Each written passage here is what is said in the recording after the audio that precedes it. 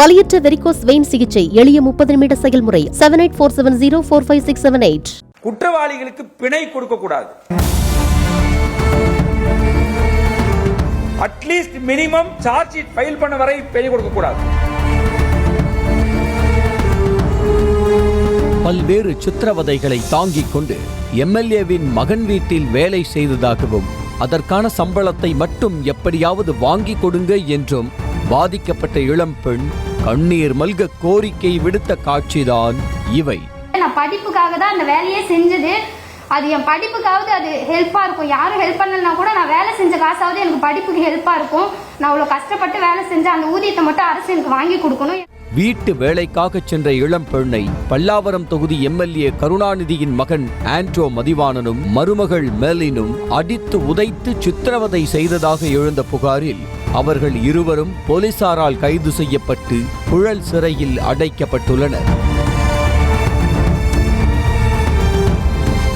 இந்த நிலையில் பாதிக்கப்பட்ட இளம்பெண் மற்றும் எவிடன்ஸ் அமைப்பின் செயல் தலைவர் கதிர் ஆகியோர் மதுரையில் செய்தியாளர்களை சந்தித்தனர். அப்போது பேசிய கதிர், இச்சம்பவத்தில் வழக்கு பதிவு செய்வதிலிருந்து குற்றவாளிகள் கைது செய்யப்படும் வரை கடுமையாக போராட வேண்டியிருப்பதாகவும் காவல் நிலையத்தில் புகார் அளித்ததற்காக பல மிரட்டல்களை சந்தித்ததாகவும் கூறினார். முதல்ல வழக்கு பதிவு செய்வதற்கு கடுமையாக போராட வேண்டியிருந்தது, கைதுக்கும் கடுமையாக போராட வேண்டியிருந்தது. 3 தனிப்படையை தமிழக அரசு அமைத்து அவர்களை தேடுதல் வேட்டையில் நாங்கள் ஈடுபட்டிருக்கோன்றதெல்லாம் சொன்னாங்க.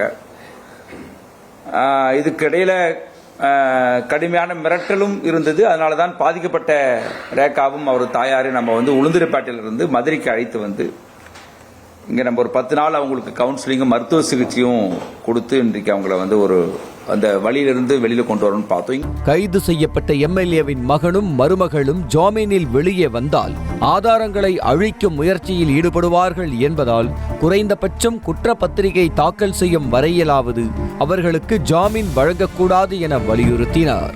குற்றவாளிகளுக்கு பிணை கொடுக்க கூடாது. குற்றவாளிகள் வலுவானவர்கள், அரசியல் ரீதியாகவும் ஜாதி ரீதியாகவும் பண ரீதியாகவும் வலுவானவர்கள். At least minimum charge sheet file பண்ண வரை பிணை கொடுக்க கூடாது.